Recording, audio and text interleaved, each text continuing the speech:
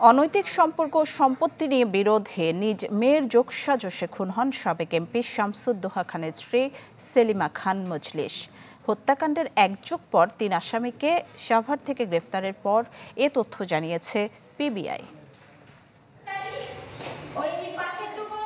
১৩ বছর আগে সাভার দক্ষিণ পাড়ায় খুন হন সাবেক এমপি শামসুদ্দোহা খানের স্ত্রী সেলিমা খান মজলিস।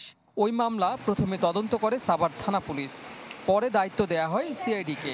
তবে দীর্ঘ তদন্তেও হয়নি কুলকিনারা।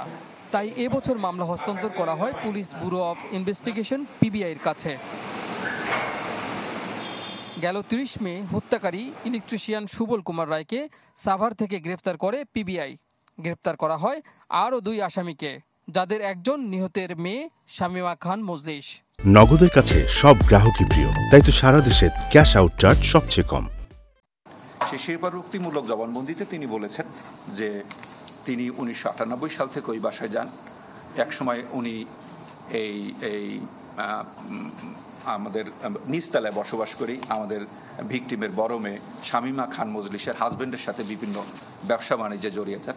সেই সূত্রে আরও বেশি ওই বাসায় যান।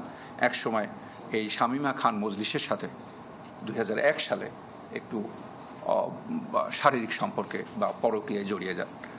পিবিআই কার্যালয়ে সংবাদ সম্মেলনে জানানো হয়, হত্যাকারী সুবলের সঙ্গে শামীমার অনৈতিক সম্পর্কে বাধা দেয়ায় খুন হন সেলিনা খান মজলিস।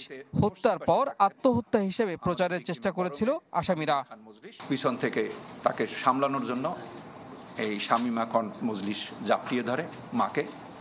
আর তখন সুবলের ভাষ্য হলো তিনি আতঙ্কিত হয়ে পড়েন।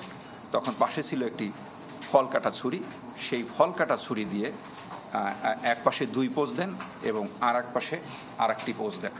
এই ঘটনায় জড়িত বাকি আসামিদের গ্রেফতারে অভিযান চলছে বলেও জানান পিবিআই প্রধান। হ্যাঁ, ওইটা আপনি বলতে পারেন, কারণ কাজী ফয়সাল, চ্যানেল 24, ঢাকা।